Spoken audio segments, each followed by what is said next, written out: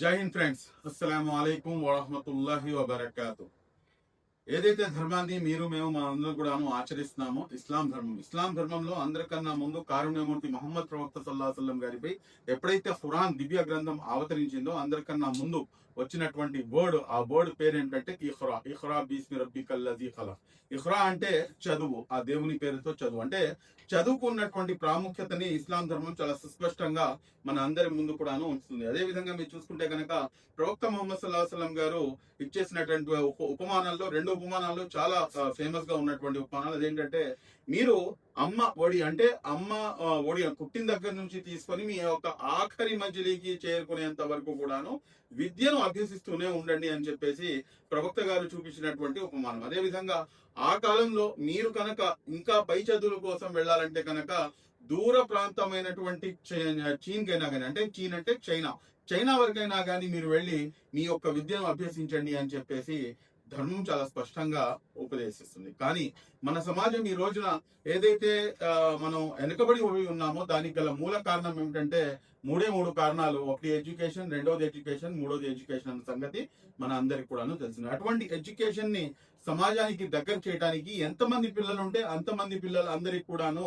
ఇటువంటి బహుత్తరమైనటువంటి సూపర్ 6 లో super hit అయినటువంటి తల్లికి వందనం అన్న కార్యక్రమం ఈ రోజున మీరు చూసుకుంటే కనుక దాదాపు 10,120 కోట్ల రూపాయలతో మొత్తం రాష్ట్ర వ్యాప్తంగా ఉన్నటువంటి 67,47,190 మంది విద్యార్థులకు వాళ్ళ యొక్క అకౌంట్లలో జమ చేయడం జరిగింది. ఇది నిజంగా చిత్తశుద్ధి గల ప్రభుత్వం. ఏమిటంటే చాలా డైరెక్ట్ డీబీటీ అంటారు దీన్ని, డైరెక్ట్ బెనిఫిట్ ట్రాన్స్ఫర్. డైరెక్ట్ గా వారి యొక్క అకౌంట్లలో కేవలం ఒకరు మాత్రమే కాకుండా ఎంతమంది పిల్లలు ఉంటే అంతమంది పిల్లలకి కూడాను, మరీ ముఖ్యంగా ముస్లిం సమాజంలో దీని ద్వారా ఎక్కువగా లబ్ధి చెందినటువంటి వారు అనేక మంది ఉన్నారు.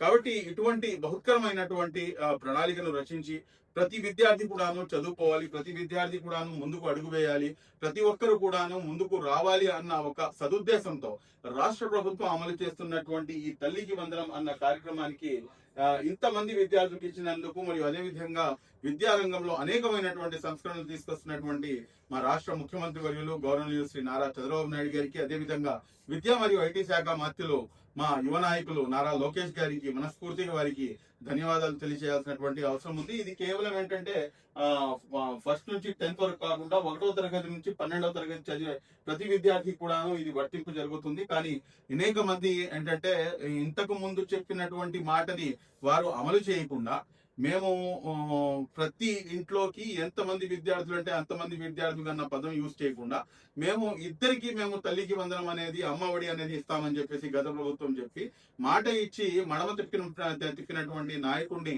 మనం గతంలో చూసాము. చాలా స్పష్టంగా కేవలం ఒక ఇంటికి ఒక విద్యార్థికి మాత్రమే ఆ పథకం అమలు చేస్తుంటే కనుక ఈ రోజున మొత్తం మీకు చూసుకుంటే కనుక 10,120 కోట్ల రూపాయలు ఈ రోజున శాంక్షన్ చేసి వారి యొక్క ప్రభుత్వం యొక్క చిత్తశుద్ధిని నిరూపించుకున్నారు. కాబట్టి మరొకసారి రాష్ట్ర ప్రభుత్వానికి, కూటమి ప్రభుత్వానికి, అదేవిధంగా గౌరవ ముఖ్యమంత్రి వర్యులు మాన్య శ్రీ నారా చంద్రబాబు నాయుడు గారికి, అదేవిధంగా నారా లోకేష్ గారికి మనస్ఫూర్తిగా ధన్యవాదాలు తెలియజేస్తూ సెలవు తీసుకున్నాను. Thank you very much. జై హింద్.